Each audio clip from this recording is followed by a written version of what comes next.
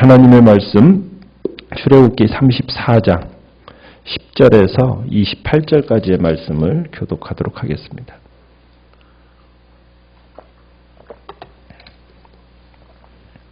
출애굽기 34장 10절에서 28절까지의 말씀입니다. 10절 제가 먼저 읽겠습니다. 여호와께서 이르시되 보라 내가 언약을 세우나니 곧 내가 아직 온 땅 아무 국민에게도 행하지 아니한 이적을 너희 전체 백성 앞에 행할 것이라. 내가 머무는 나라 백성이 다 여호와의 행하심을 보리니 내가 너를 위하여 행할 일이 두려운 것임이니라.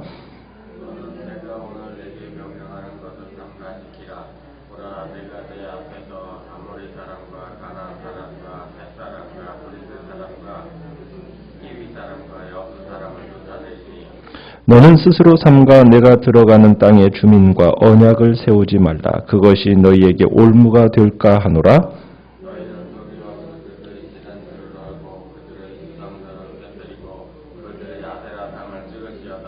너는 다른 신에게 절하지 말라. 여호와는 질투라 이름하는 질투의 하나님임이니라.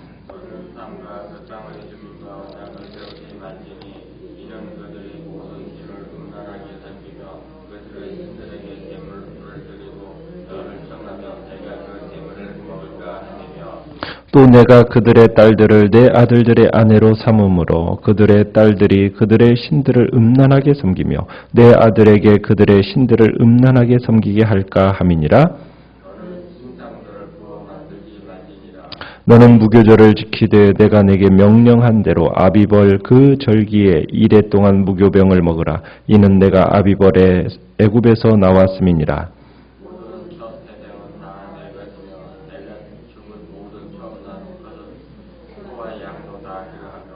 나귀의 첫 새끼는 어린 양으로 대속할 것이요 그렇게 하지 아니하려면 그 목을 꺾을 것이며 내 아들 중 장자는 다 대속할지며 빈손으로 내 얼굴을 보지 말지니라.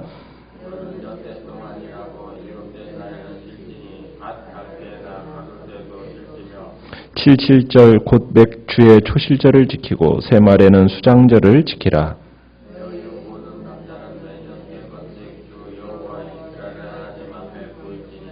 내가 이방 나라들을 내 앞에서 쫓아내고 내 지경을 넓히리니 내가 매년 3번씩 여호와 내 하나님을 뵈려고 올 때 아무도 내 땅을 탐내지 못하리라.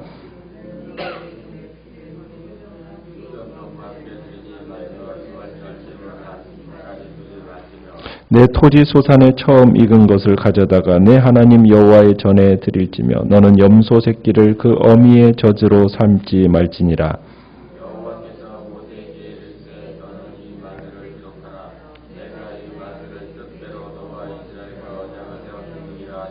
같이 읽습니다. 모세가 여호와와 함께 40일 40야를 거기 있으면서 떡도 먹지 아니하였고 물도 마시지 아니하였으며 여호와께서는 언약의 말씀 곧 그 십계명을 그 판들에 기록하셨더라. 아멘. 오늘 말씀의 제목은 질투라 이름하는 질투의 하나님이라는 제목으로 말씀을 나누고자 합니다. 오늘 본문은 이스라엘과 하나님 사이에 시내산 언약 갱신을 기록하고 있습니다. 마침내 하나님께서 이스라엘 백성을 대표한 모세와 더불어 이스라엘의 그 범죄로 말미암아 언약이 파기되었는데 그 파기된 언약을 새롭게 갱신하는 겁니다. 그 증거로 이제 십계명을 돌판에 새로 기록해 주시는 장면이 오늘 본문의 말씀입니다. 하나님은 이미 이스라엘을 용서하기로 하셨고 그리고 그로 인하여서 언약을 갱신하고자 하는 그런 의지를 가지고 시내산에 다시 강림하십니다. 자, 그렇게 새로운 각오로 모세의 탄원에 하나님은 응답하신 거죠. 그러니까 하나님은 이스라엘과 다시 언약을 세울 것이고 그리고 그 증거로 세상이 알지 못하는 그런 새롭고 놀라운 일들을 이스라엘을 위해서 내가 창조하겠다. 지금 10절에 그 이야기를 하고 있습니다. 그러니까 아무 국민에게도 행하지 아니한 이적, 그 이적을 너희 전체 백성 앞에서 내가 행하겠다. 이렇게 지금 선언하고 계시는 겁니다. 이 선언은 마치 어떤 이 언어를 사용함에 있어서 마치 애굽의 재앙을 내리실 때 그 분위기로 지금 다시 한번 조성하는 것 같아요. 그러니까 하나님은 그 애굽에서 이스라엘 백성들을 불러내실 때 그 새로운 각오와 열정을 가지고 지금 놀라운 은혜를 베푸시겠다 다짐하시는 겁니다. 자, 이 놀라운 일들을 앞으로 진행할 때 이제 어떤 일들을 베푸실까? 이제 앞으로 진행될 광야 생활 동에서 하나님이 보살피겠다. 또 11절에 가보면은 이제 하나님께서 가나안 사람들을 어떻게 하시겠다고 얘기합니까? 쫓아내겠다고 얘기하거든요. 그러니까 가나안 정복 도중의 열방들을 내쫓는 그 사역을 하나님께서 행하시고 보여주실 것을 이제 약속하고 계시는 겁니다.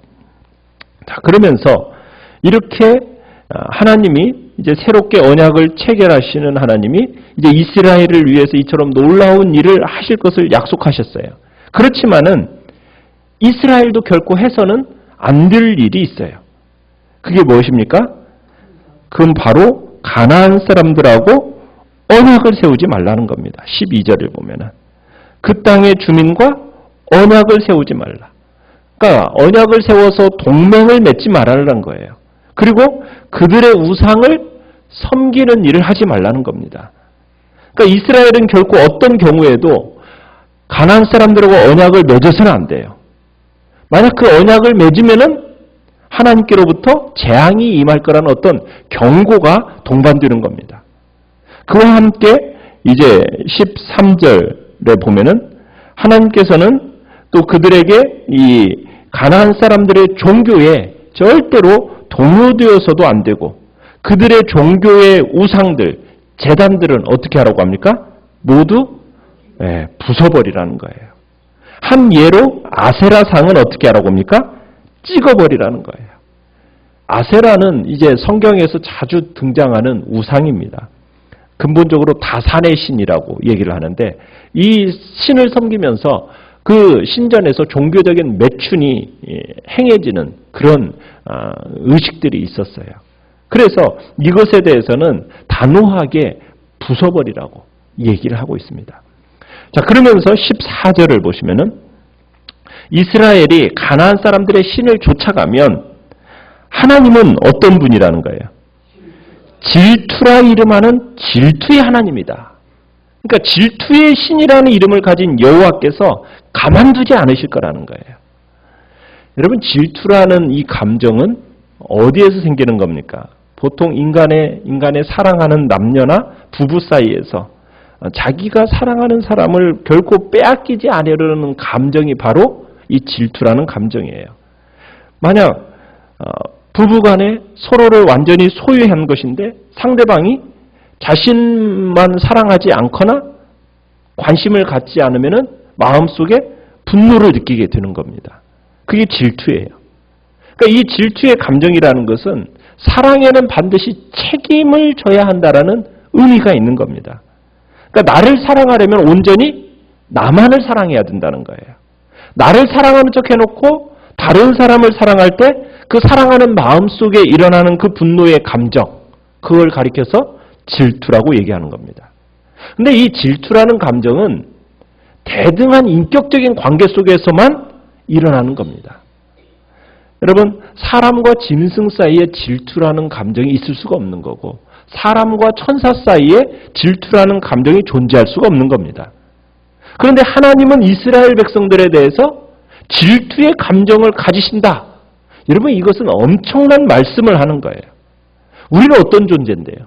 진흙과 같은 정말 창조주에게 있어서는 피조물인 우리를 가리켜서 우리를 향해 사랑을 다 쏟으시고 질투의 감정을 느낄 정도로 우리의 사랑을 독차지하기를 원하시는 것이 바로 하나님의 마음이라는 거예요. 그러니까 여기에 우리의 신앙생활에 아주 큰 어려움과 축복이 함께 있습니다. 우리에게 질투하는 사랑. 여러분, 이것을 어떻게 보면은 너무나도 감격스럽고 행복한 기쁨이 되는 거예요. 하나님과의 관계 속에서 나를 이렇게 인격적인 정말 동등한, 대등한 관계 속으로 우리를 부르셔서 정말 그렇게 나를 사랑하시고 그 사랑을 요구한다라는 것은 엄청난 복이라는 겁니다.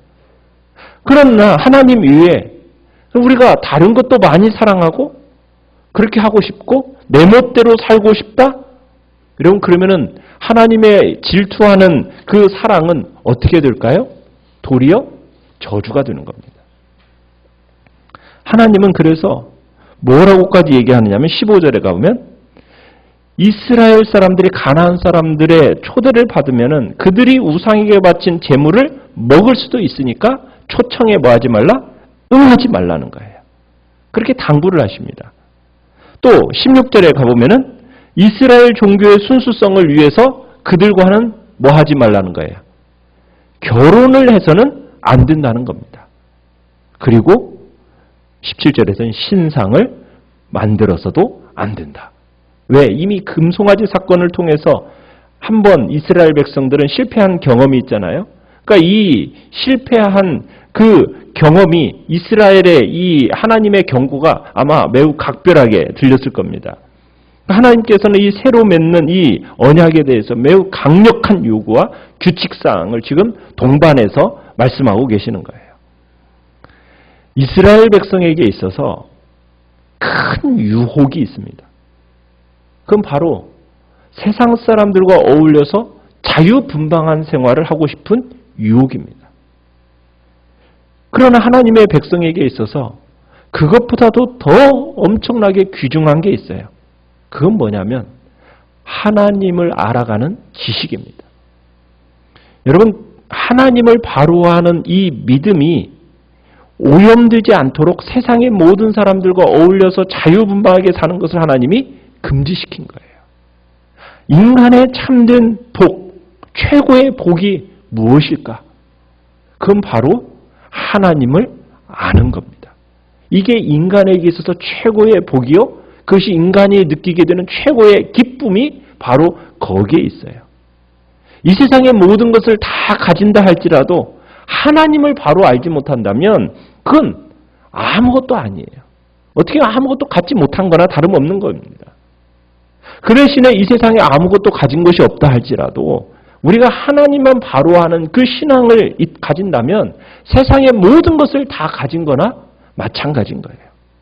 그래서 하나님은 이스라엘 백성들이 세상으로 나가는 것을 지금 절대 용납하지 않으시는 거예요. 어떻게 보면 그들을 그곳에서 불러서 이제는 이스라엘 백성들이 하나님을 포기하고 세상 사람들로 따라갈 때 하나님은 절대로 정말 축복하지 않으세요. 하나님의 백성들은 하나님의 사랑에 감격해서 오직 하나님만 붙들어야 되는 거예요. 그러면은 아무리 이 땅에서 약하고 부족한 존재라 할지라도 하나님이 책임져 주시고 축복해 주시는 겁니다. 그래서 우리 하나님을 믿는 사람들에게서 신앙이라는 것은 이걸 선택하느냐 저걸 선택하느냐 이 문제가 아니라 하나님께 대한 올인입니다. 내 모든 것을 하나님 앞에 어떻게 해야 되는 거예요? 다 바치는 거예요.